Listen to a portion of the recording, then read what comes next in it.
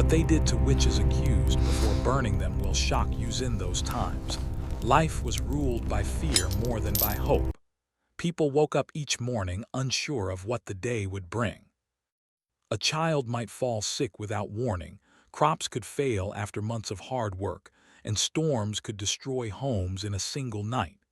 There were no clear answers for why bad things happened. Science was not understood, and medicine was limited. Because of this, people searched for reasons in the unseen and the unknown. Fear slowly became part of daily life, shaping how people thought, spoke, and treated one another. Villages were small and everyone knew each other. At least they believed they did. People watched their neighbors closely, noticing small differences. A woman who lived alone, a person who spoke little, or someone who did not attend gatherings regularly could easily stand out. In a world where survival depended on unity, being different was dangerous. When fear grows, tolerance shrinks. People began to believe that misfortune did not happen by chance. Someone, they thought, must be causing it.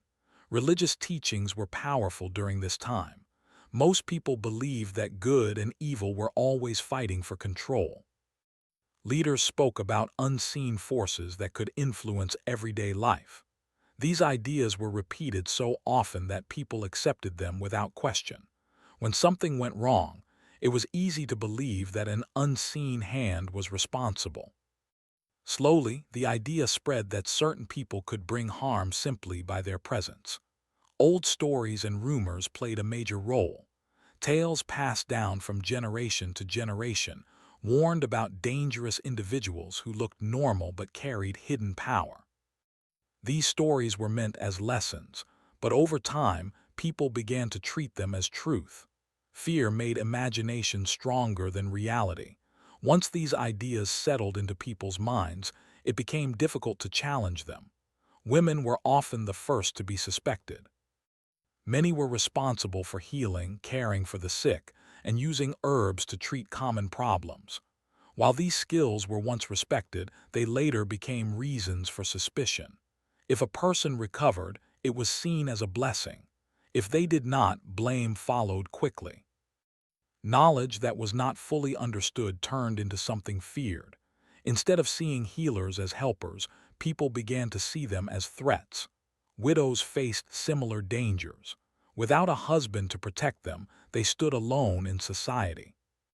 Some owned land or lived independently, which was unusual. Their independence made others uncomfortable.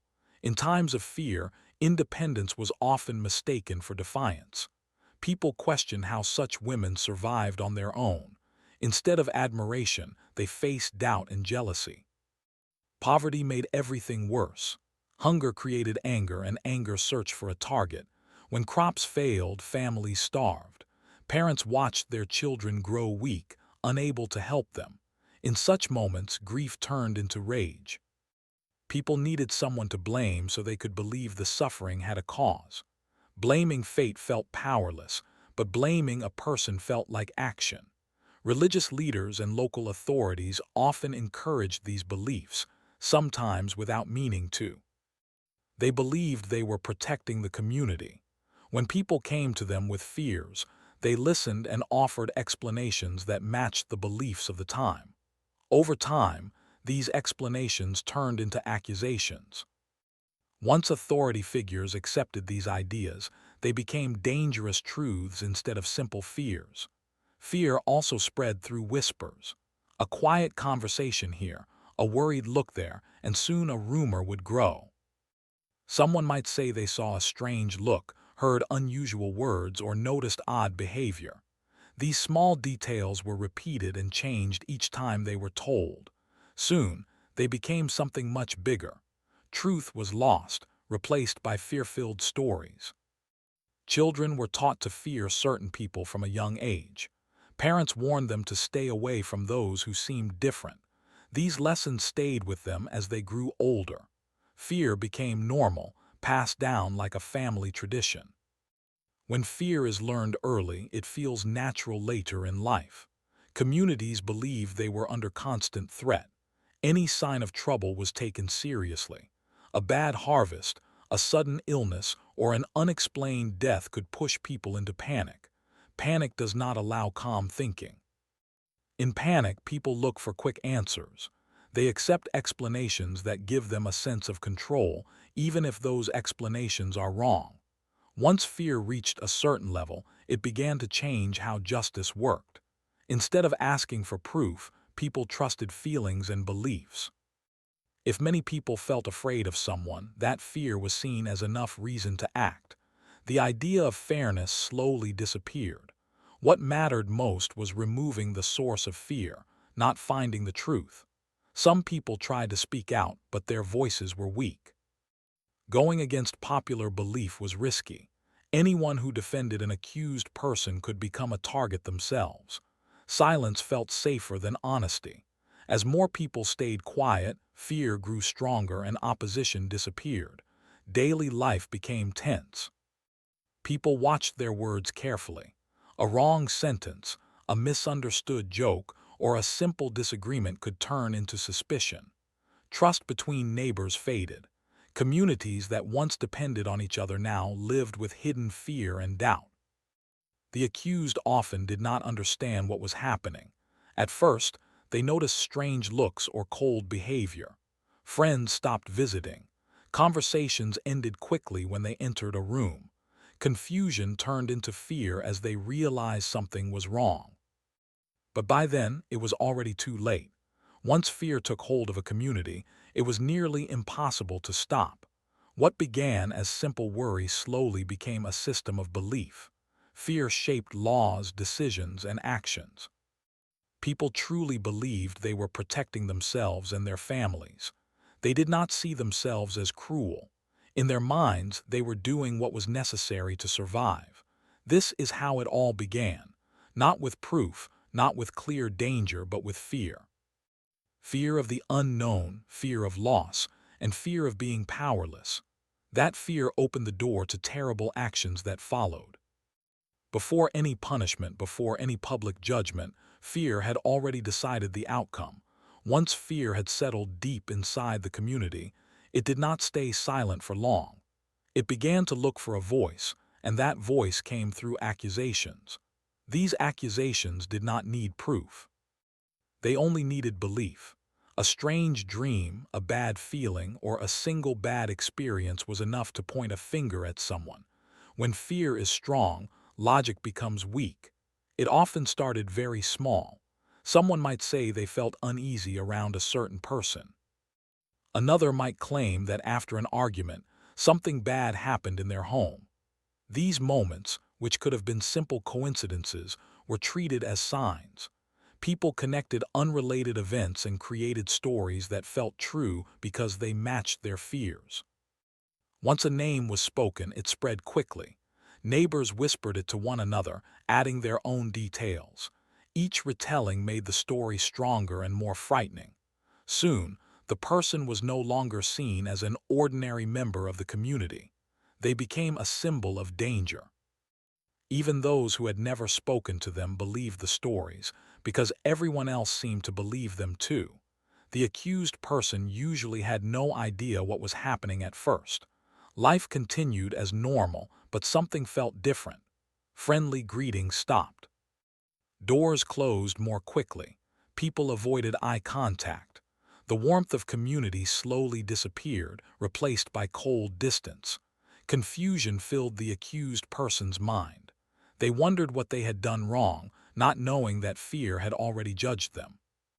When accusations reached local leaders, they were rarely questioned. Leaders were under pressure to act. If they ignored the fears of the people, they risked losing trust. So instead of asking for evidence, they listened to emotions. Fear was treated as truth. Once leaders accepted the accusations, the situation became serious. The accused were often called in for questioning without warning. They were asked strange questions about their habits, their words, and even their thoughts. Normal actions were twisted into signs of wrongdoing. A quiet personality was seen as secretive. Kindness was seen as manipulation. Nothing the accused said felt right anymore. Defending oneself was nearly impossible. Saying, "I am innocent," meant nothing when everyone already believed otherwise.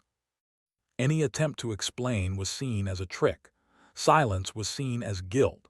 Speaking too much was also seen as guilt. There was no safe response.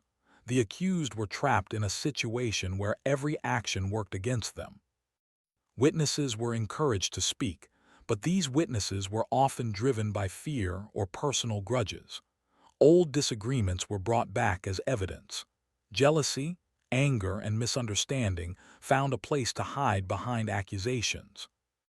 Personal conflicts turned into serious claims, and no one questioned the motives behind them. The rules of fairness did not apply equally. Those accused were not treated as people with rights. They were treated as threats that needed to be controlled. The goal was not to understand the truth, but to remove fear from the community. In doing so, leaders believed they were protecting everyone else. Isolation played a major role. The accused were often separated from their families and friends. Alone and confused, they had no support.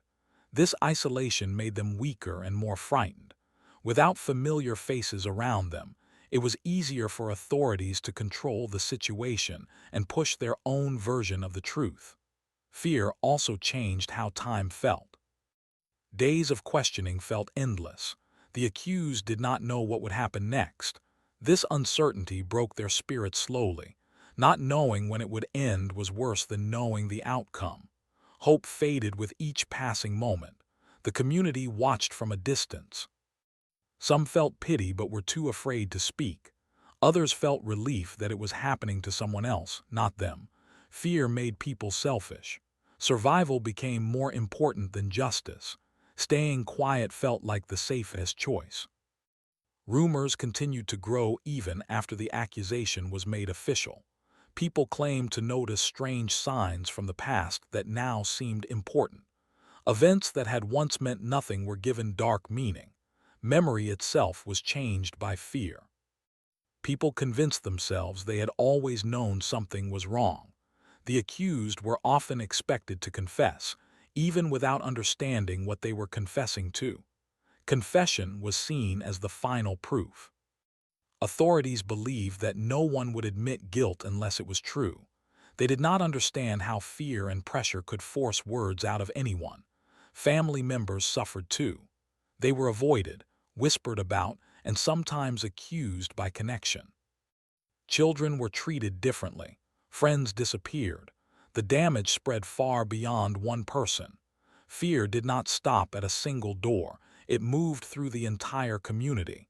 In some cases, the accused began to doubt themselves. Constant questioning and isolation made them wonder if they had done something wrong without realizing it. Fear can change how a person sees themselves. When everyone around you believes something, it becomes hard not to question your own reality. The idea of truth was no longer based on facts. It was based on agreement.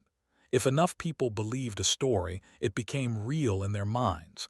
This made accusations powerful and dangerous. Truth lost its meaning when fear controlled the outcome. Authorities recorded statements that supported the accusation and ignored those that did not. Balance was lost. The process was not about understanding what really happened. It was about confirming what people already believed. Once the system moved in this direction, it became unstoppable.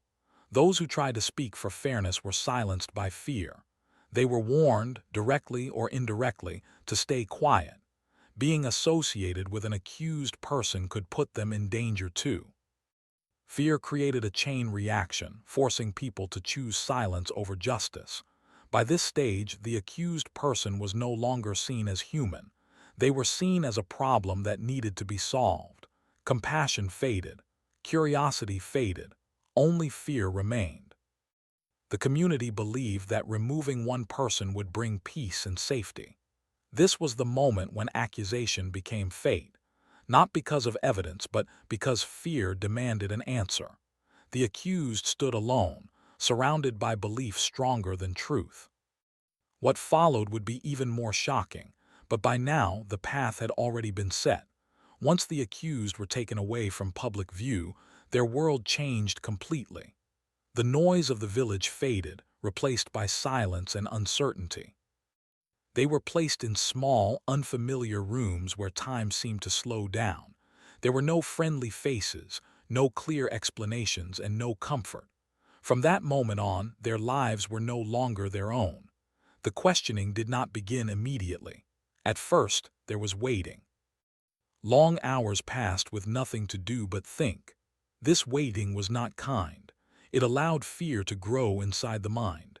Every sound felt important. Every footstep outside the door caused the heart to race. The accused replayed every moment of their life, trying to understand how they ended up there. When questioning finally began, it was calm on the surface but heavy underneath. Officials spoke in controlled voices, asking the same questions again and again. They wanted details about daily routines, friendships, dreams, and thoughts. Simple answers were never enough. Each response led to more questions, digging deeper into ordinary life and turning it into something suspicious. Sleep became rare. The accused were often kept awake for long periods. Without rest, the mind becomes weak. Thoughts blur together. Memories feel distant. In this state, it became hard to think clearly or defend oneself properly. Exhaustion made people agree to things they did not fully understand, just to make the questioning stop. Food was limited and plain. Hunger added to the feeling of helplessness. Even basic comforts were taken away. This was not always done with cruelty in mind. Authorities believed that discomfort would lead to honesty. They did not realize, or did not care, that it only led to confusion and fear. Isolation was one of the hardest parts. The accused were kept away from family and friends. No one was allowed to visit or speak on their behalf. Without support, they felt forgotten by the world. Human connection is a source of strength, and removing it made people feel smaller and weaker with each passing day.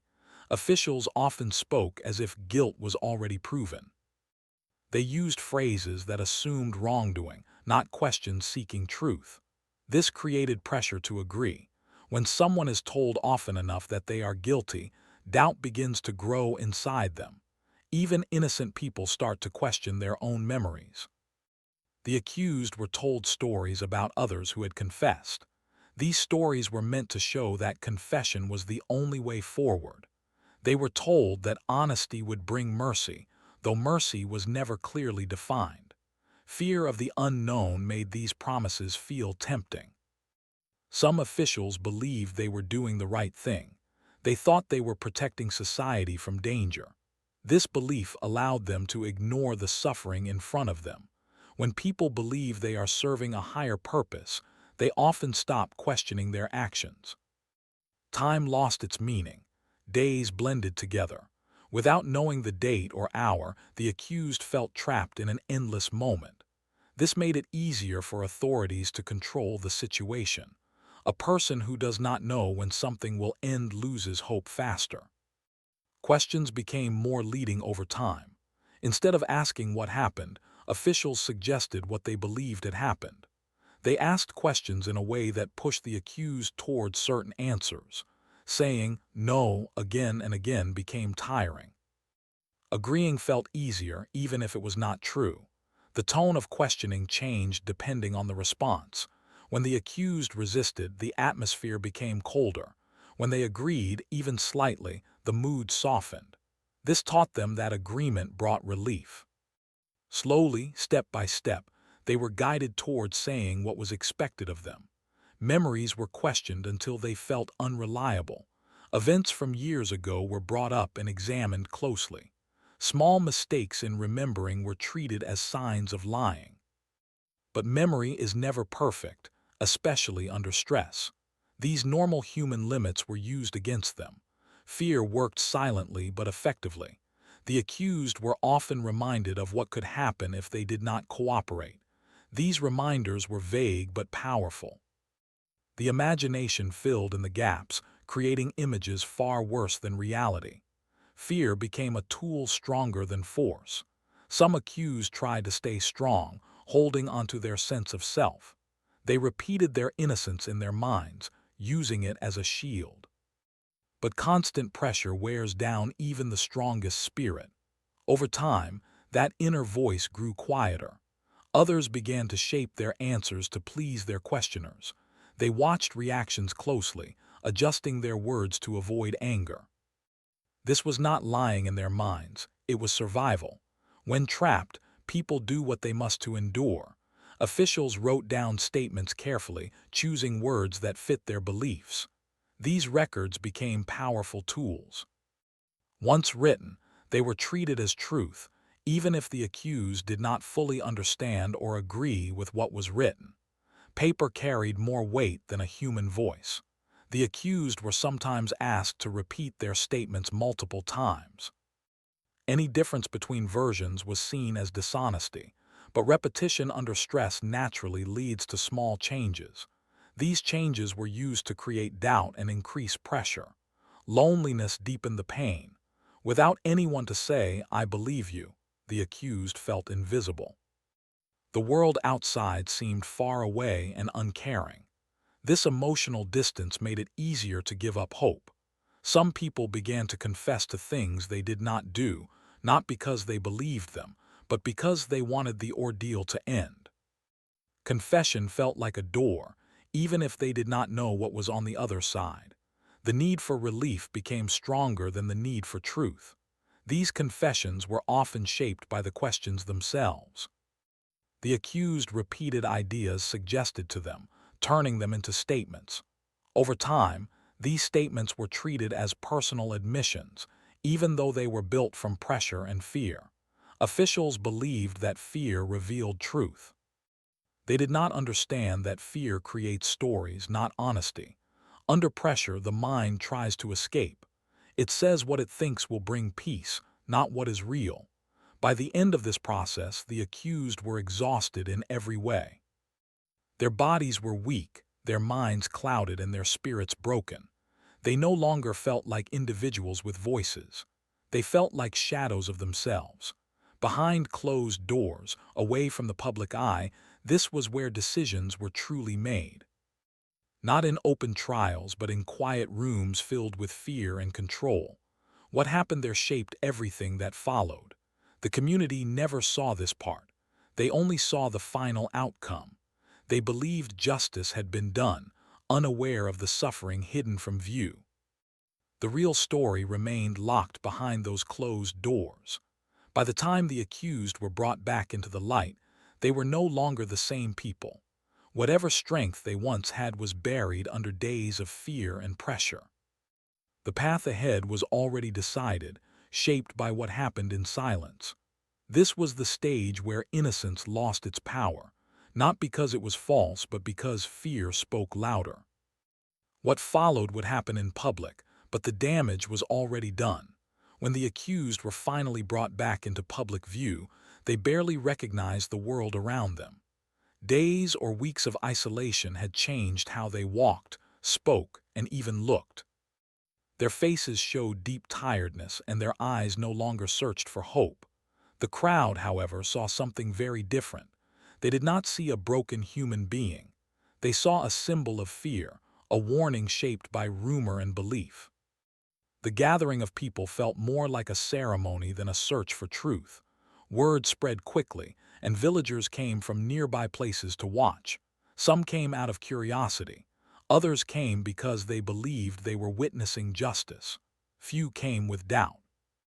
When many people believe the same story, doubt feels unnecessary. The accused were placed where everyone could see them.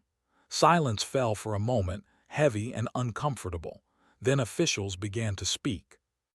They read statements slowly and clearly, often using strong words that left no room for uncertainty. These statements were based on earlier questioning, not on proven facts. Still, the crowd listened as if every word was absolute truth. The accused were sometimes asked to speak. But after everything they had been through, words came slowly. Their voices were weak, their thoughts scattered. Anything they said sounded unsure. The crowd mistook this weakness for guilt. They did not understand that fear and exhaustion can take away even the strongest voice. If the accused repeated a confession, it was taken as final proof. No one asked how that confession came to be. No one questioned the conditions under which it was spoken. In the eyes of the crowd, confession meant the story was complete. The details no longer mattered. Public judgment followed quickly. There was little discussion, no debate, and no chance for real defense. The decision felt pre-made, as if the gathering was only a formality. People believed that if things had reached this stage, the outcome must be correct. Trust in authority replaced independent thought. The accused were then prepared for what was to come. This preparation was meant to show control and order. Officials believed that doing everything publicly would prove fairness. In reality, it only hid the injustice behind tradition and routine. The crowd watched closely. Some felt fear, others felt relief. Seeing someone else punished made them feel safer, even if they did not fully understand why. Fear convinces people that sacrifice is necessary. They believed that removing one person would protect many. Family members, if present, stood silently at the edges. They were not allowed to interfere. Their pain was invisible to most. Some people avoided looking at them, afraid that sympathy could be mistaken for support. In this atmosphere, compassion felt dangerous. The accused were often dressed in a way meant to mark them as different. This visual separation made it easier for the crowd to see them as something other than human. Once someone is seen as other, it becomes easier to accept their suffering. Words spoken during this time carried great weight. Officials reminded the crowd why this action was necessary. They spoke of safety, purity, and protection. These words were powerful because they appealed to fear. Few people questioned them because questioning felt like risking safety. As the moment approached, tension filled the air. Some people turned away, unable to watch. Others leaned forward, unable to look away. Fear and curiosity mixed together, creating a strange energy. The event felt important, even historic, though few understood its true meaning. The accused often stood quietly, no longer resisting. Resistance required energy they no longer had. Acceptance was not agreement but exhaustion. When someone is pushed beyond their limits, they stop fighting, not because they believe they are wrong, but because they can no longer endure. Officials took this silence as confirmation. To them, it proved that their judgment was correct. They did not see it as a sign of broken spirit. They saw it as peace before punishment. The community believed that once this act was completed, balance would return. They expected crops to grow, illness to fade, and fear to disappear.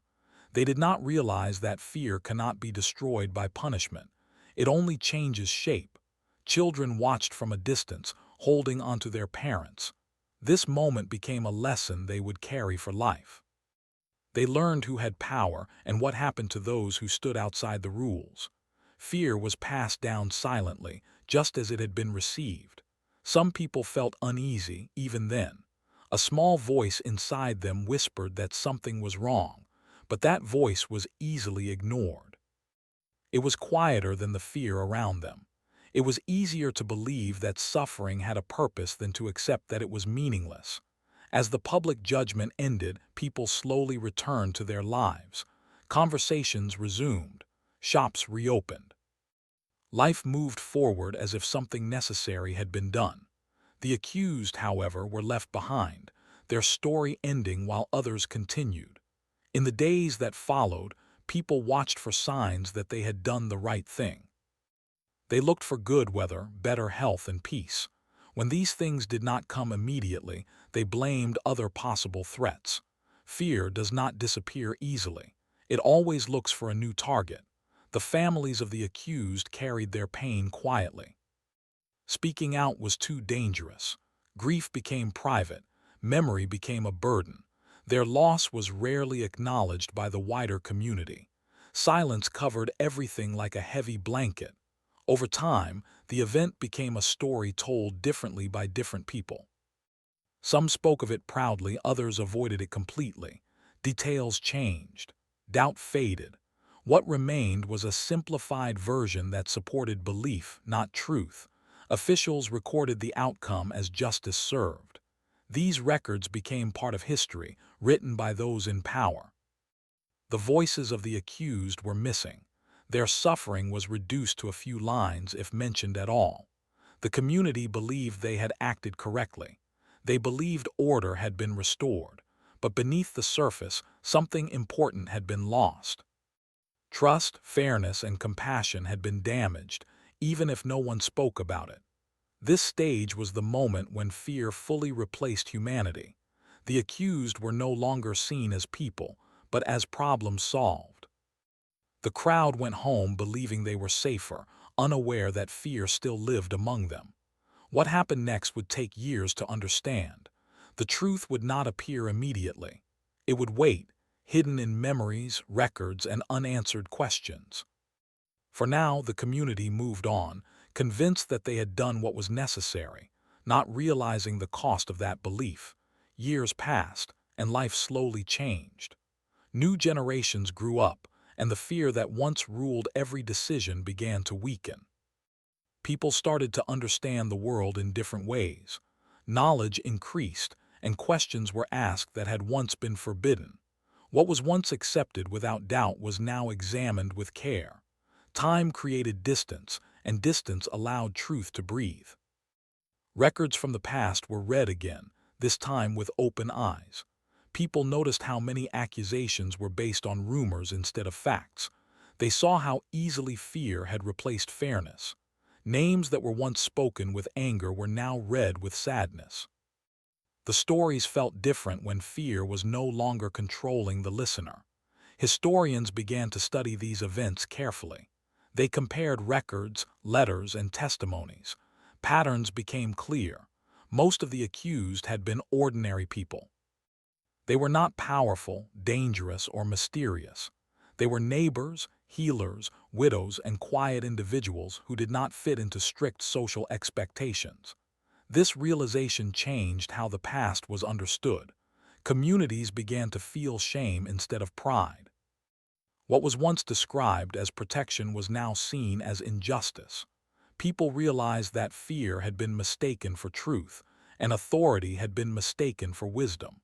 This understanding did not erase the pain, but it changed how it was remembered. Families of the accused carried their grief across generations. Stories were passed down quietly, often in private spaces. Grandparents spoke in soft voices about relatives who were lost unfairly. These stories were not filled with anger but with sadness and longing. They wanted to remember the human being, not the accusation. Memorials were later created in some places.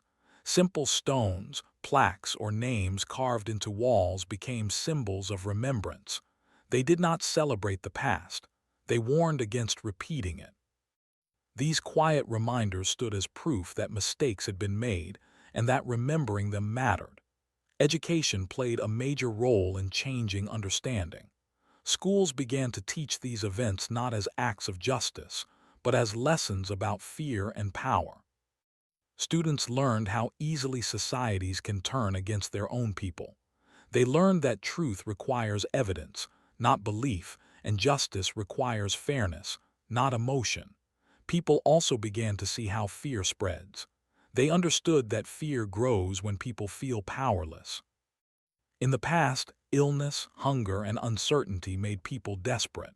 Today, different fears exist, but the human response can be similar. This realization made the lessons of history feel personal and important. Writers, artists, and storytellers helped keep these stories alive. They focused not on punishment but on humanity. They wrote about ordinary lives interrupted by fear. Through stories, people connected emotionally to the past. They imagined what it felt like to be accused, isolated, and unheard. This reflection led to broader questions. How many times in history had fear led to injustice? How many voices were silenced because they did not fit the majority? These questions encouraged people to be more careful in their judgments. They learned that being part of a crowd does not guarantee correctness. Modern systems of justice were shaped partly by these lessons. Rules about evidence, defense, and fairness were strengthened. The idea that everyone deserves to be heard became central. While no system is perfect, the memory of past mistakes pushed societies to try harder. People also learned the danger of blind trust in authority. Respect for leadership remained important, but unquestioned obedience was seen as risky. Citizens were encouraged to think critically, to ask questions, and to speak up when something felt wrong. Silence, once seen as safety, was now understood as a possible danger. The meaning of courage changed.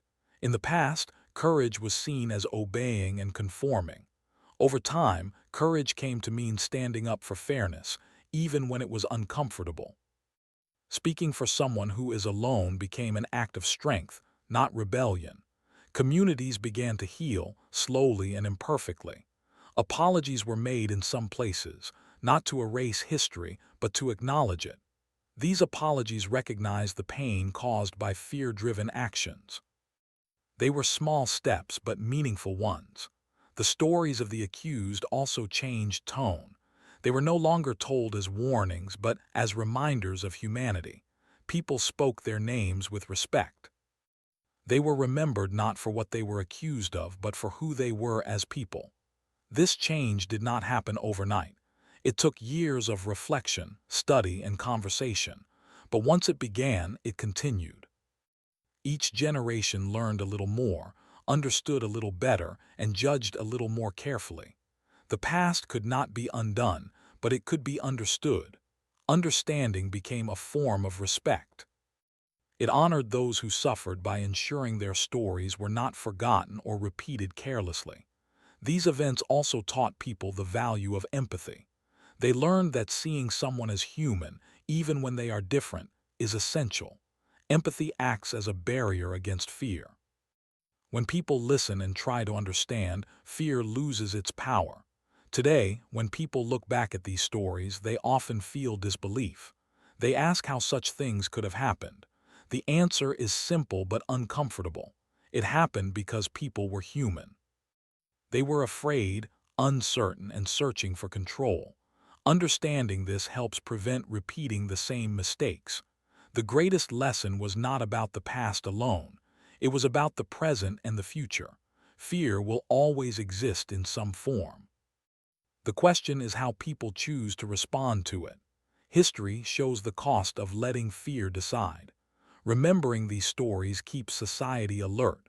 It reminds people to slow down, question assumptions, and protect fairness. It encourages kindness when it is hardest to show. In the end, the truth did not shout. It waited. It waited in records, memories, and quiet reflections. When the world was ready to listen, the truth spoke clearly. What shocked later generations was not just what happened, but how easily it happened. Ordinary people became victims, and ordinary fear became cruelty. This understanding changed how history was remembered and how humanity was defined. The final legacy of these events is not fear, but awareness. Awareness that justice must be protected. Awareness that truth needs patience. Awareness that humanity must always come before belief. And so, the story does not end with punishment or loss. It ends with remembrance, learning, and a quiet promise to do better.